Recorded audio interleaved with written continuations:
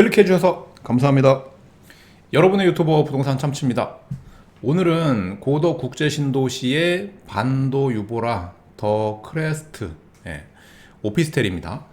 이 오피스텔이 1블럭, 2블럭 해가지고 이렇게 분양을 한다는 소식이 있어서 요거 과연 매력이 있을까?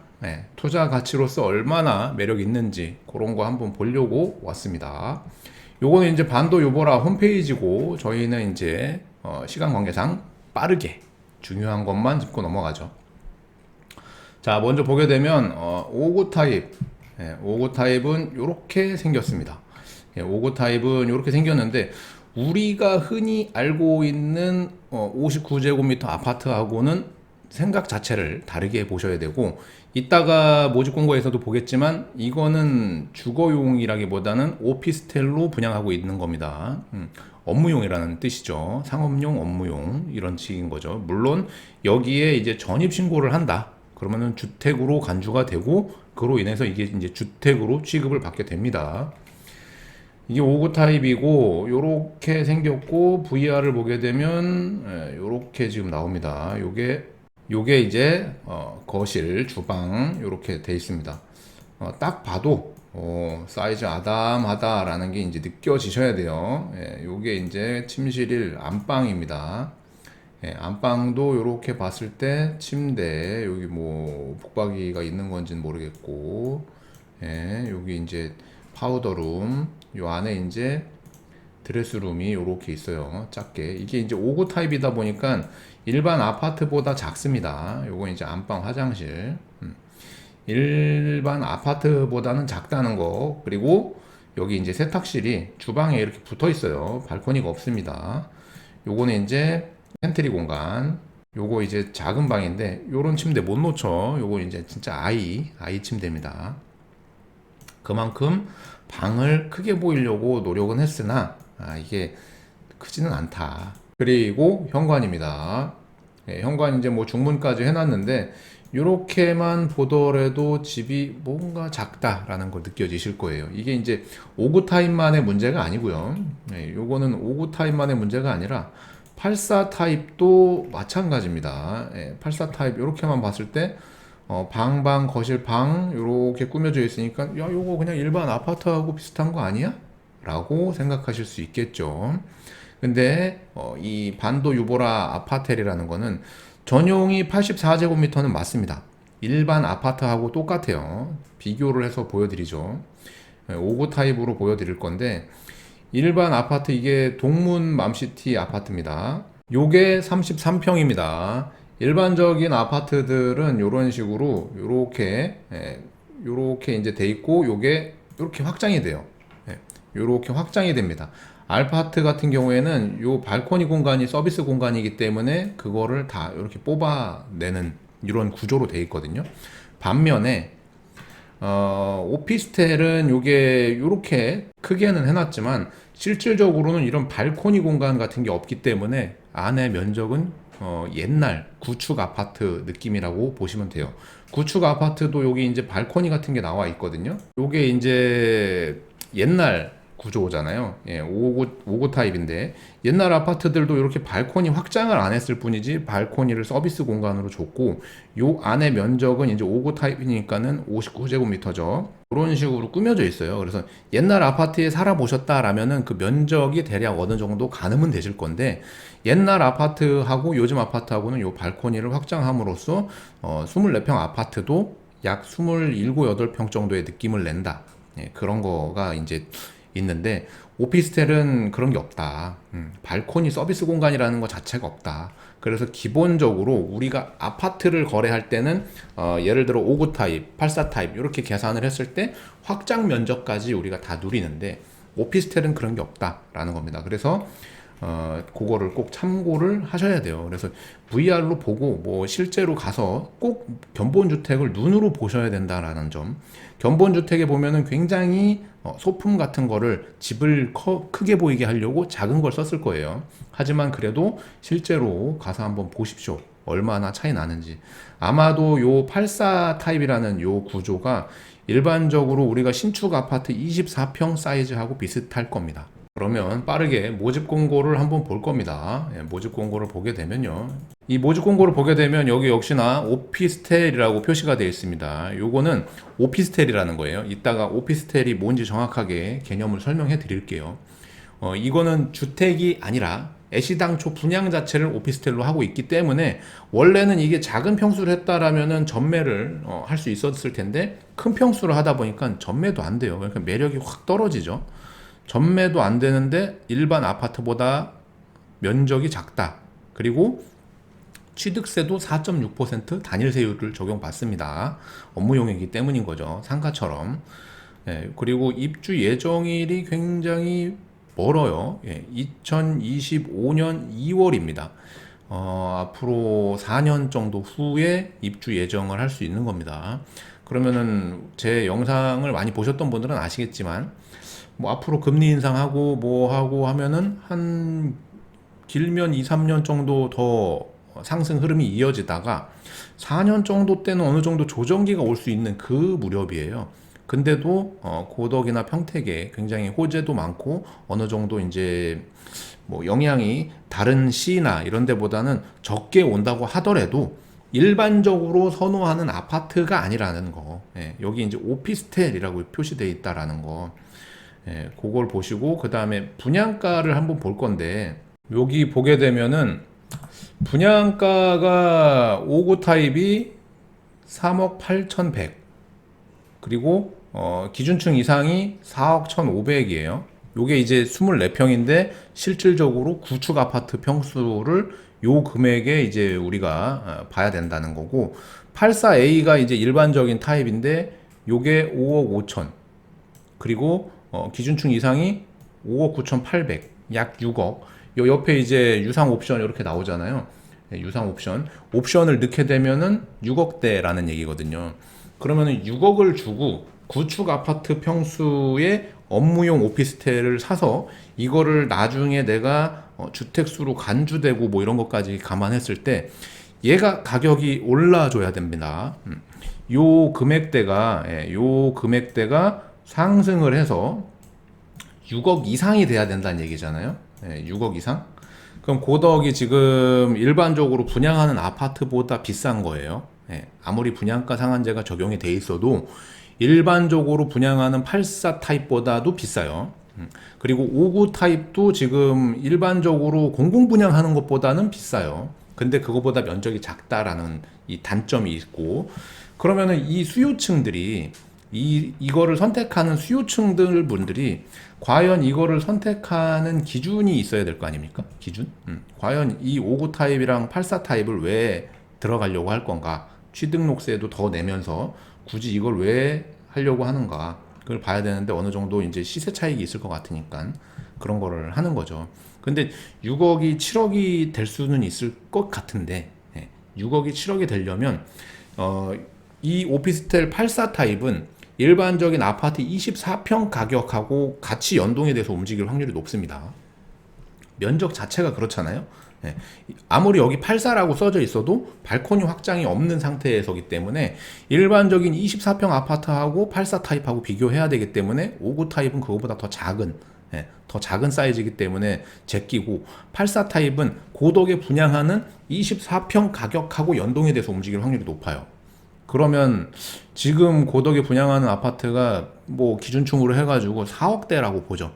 24평이 4억대라고 봤을 때 그 아파트가 6억 이상 그리고 8억, 10억 이렇게 올라갔을 때 얘가 그 24평 아파트하고 연동이 어느 정도 이루어지면서 움직일 그럴 여지가 있다. 59 타입은 제끼고 84 타입만 놓고 봤을 때 근데 24평보다 얘가 더 쌀 거다. 왜냐면은 24평 아파트는 아파트고 이건 업무용 오피스텔이잖아요. 태생이 틀려요. 이따가 한번 더 보겠지만요. 태생 자체가 다릅니다. 그리고 여기 옵션을 보게 되면 뭐 이런 거 저런 거 다 이제 넣으실 분들 넣고 기본적으로 요즘 에어컨은 하나씩 넣는다고 봤을 때 에어컨 300만 원 넣으면 기본적인 84 타입은 6억대가 거의 된다고 보면 되고 그리고 59 타입 같은 경우에는 59 타입은 뭐 거의 그냥 뭐 4억대에 거의 안착된다고 보면 될 것 같아요. 따로 발코니 확장비나 뭐 이런 건 없습니다. 그리고 요거는 어떤 분 이제 사슴이라는 분 블로그인데 여기에 이제 표 같은 게 잘 나와 있어서 요거를 볼 거예요. 예, 요걸 보면은 아파트, 주상복합, 그리고 도시형 생활주택, 오피스텔, 호텔, 생활형 숙박시설 해가지고 이렇게 나온 게 있는데 우리가 볼 거는 아파트와 이 오피스텔로 봤을 때 용도 분류 아파트, 여기는 업무시설, 여기서부터 틀려지기 시작합니다. 입지 조건은 주거 지역이기 때문에 쾌적하겠죠. 예, 근데 오피스텔은 중심 상업 지역이기 때문에 아무래도 쾌적성은 떨어질 거고 관련 법규 자체가 여기는 주택법, 여기는 건축법이 적용됩니다. 요 법은 이제 뭐 아시는 분은 아실 거고 모르시는 분은 모르니까 넘어간다 치고 주택수 포함은 청약 통장을 사용하느냐? 예, 당연히 사용하지만 여기는 사용을 안 하고 세제도 여기는 이제 포함이 되지만 각종 세금에 포함이 되지만 여기는 주거용으로 사용할 때만 포함이 되는 거. 더군다나 바닥 난방은 아파트는 되고 오피스텔은 85제곱미터 이하만 가능해서 요번에 이제 반도는 이제 가능한 걸로 파악이 되고 운영 방식은 똑같고 건물 용도 주거 임대, 주거 사무로 돼 있고 부가세는 아파트는 85제곱미터 초과에는 부가세가 이제 건축물에 대해서만 붙고 오피스텔은 부가세가 붙고요. 취득세는 아파트는 차등으로 1주택이냐, 2주택이냐, 3주택이냐에 따라 1에서 12%지만 오피스텔은 4.6% 단일 세율이라는 거. 다만 주거용으로 사용 시 차등을 적용받고요. 이게 그러니까는 기존에 4.6%를 내고 끝이다? 아니죠. 다주택이신 분들은 3주택 이상이신 분들은 만약에 이게 나중에 주택으로 포함이 되면 갑자기 취득세가 12점 몇 퍼센트, 13%가 넘는 금액이 나올 수 있다. 개별 등기 당연히 가능하고 전입신고 다 가능하죠. 분양권 전매가 이제 미적용인데 투기나 조정 대상 지역에서 100실 이상일 때는 안 돼요. 지금 반도 오피스텔이 안 되는 겁니다. 100실이 넘어서 취사는 뭐 다 가능하고 서비스 발코니가 없다라는 차이점, 그리고 발코니 난방이 안 된다는 거. 당연히 발코니가 없으니까요. 요런 차이점이 있고 또 요런 차이점이 있어요. 생수군 빼고 아파트만 놓고 보면 여기 공동주택 업무시설 뭐 이렇게 돼 있고 바닥 난방 요런 것 등등등 나와 있는데 중요한 건 여기잖아요. 주택수. 청약 세금이라는 게 오피스텔은 미포함인데 주택임대사업자 등록 및 전입 신고 시 주택으로 해당되고 취득세 4.6%인데 아까 말씀드린 것처럼 다주택자분들은 이게 전입신고 되면서 주택으로 간주되면 취득세가 더 나올 수도 있다라는 거. 부가세는 이게 이제 사업자를 내니까 환급받을 수 있다라는 거고 재산세는 0.25%입니다.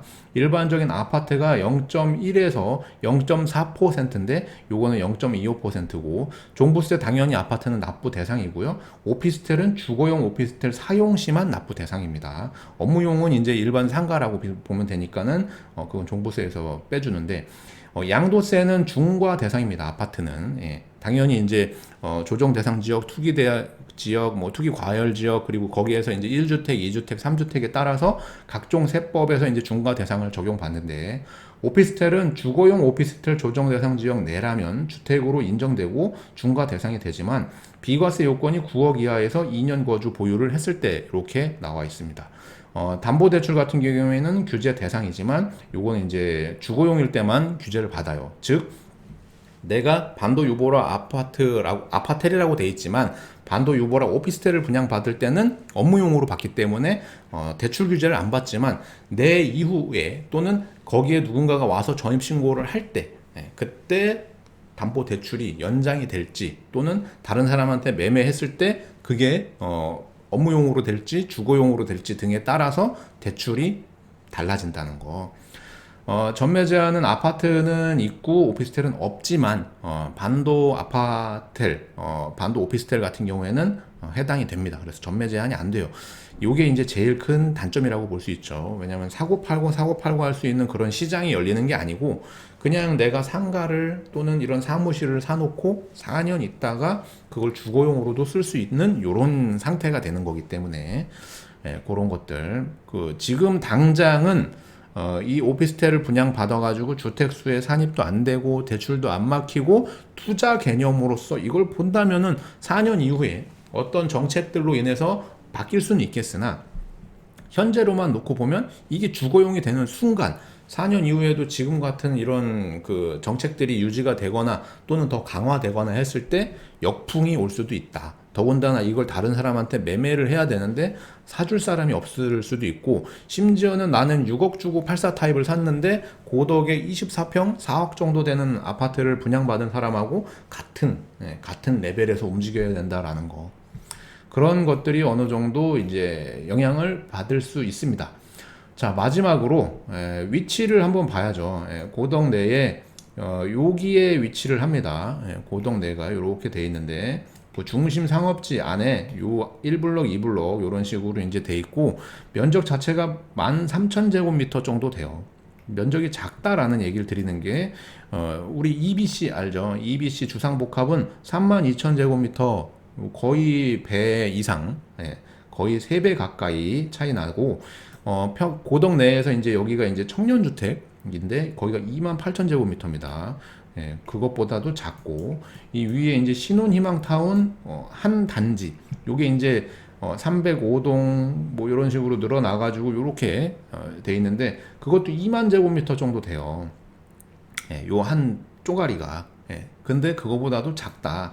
즉 주거용으로 쓰기에는 쾌적성이 좀 많이 부족해 보이지 않나. 그런 게 이제 보이는 거죠.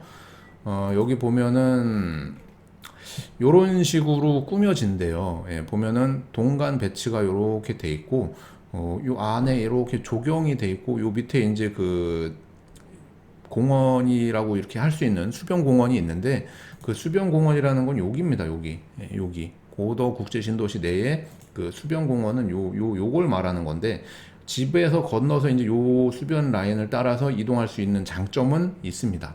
하지만 단지 내에는 뭔가 이렇게 좀 좁다 보니, 요 이제 광장이라고 되어 있지만 분리되어 있거든요.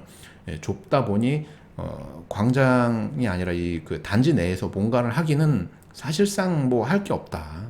잠깐 나와서 뭐 바람 쐬거나 또는 뭐 흡연하시는 분들은 흡연, 그 정도고, 여기를 뭐 이렇게 뭐 걷거나 뭐 이러기보다는 아마도 대부분 길 건너서 이 수변 산책로를 이용할 것 같습니다. 그래서 위치적으로는 여기 있고 요 수변 산책로를 이용할 수 있는 그 장점, 그거 빼고는 사실상 뭐 크게 매력을 찾을기가 어렵다. 이거는 어디까지나 모집 공고 내에서도 나왔다시피 오피스텔로 분양하고 있는 거기 때문에, 이거는 업무용으로 쓸지 또는 주거용으로 쓸지에 따라 오늘 이러저러한 차이점들에 대해서도 설명드린 것처럼 투자하실 때 어느 정도 감안을 하시면 될 것 같아요.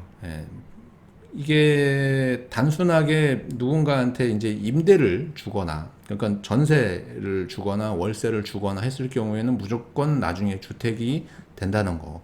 현재로서는 4년 동안은 내가 뭐 무주택 전략을 유지하면서도 갈 수 있습니다. 오피스텔이기 때문에 이거를 내가 하나 취득해 놓고 나는 무주택인 상태로 유지가 되면서 또 다른 데 청약이나 뭐 이런 걸 다 해보실 수가 있어요. 그런 게 이제 장점. 단점은 내가 84제곱미터를 일반 아파트보다 비싸게 삼에도 불구하고 84랑 동급 취급이 아니라 24평하고 동급 취급을 그것보다도 한 단계 낮은 요런 그 레벨을 유지하면서 가야 된다는 거.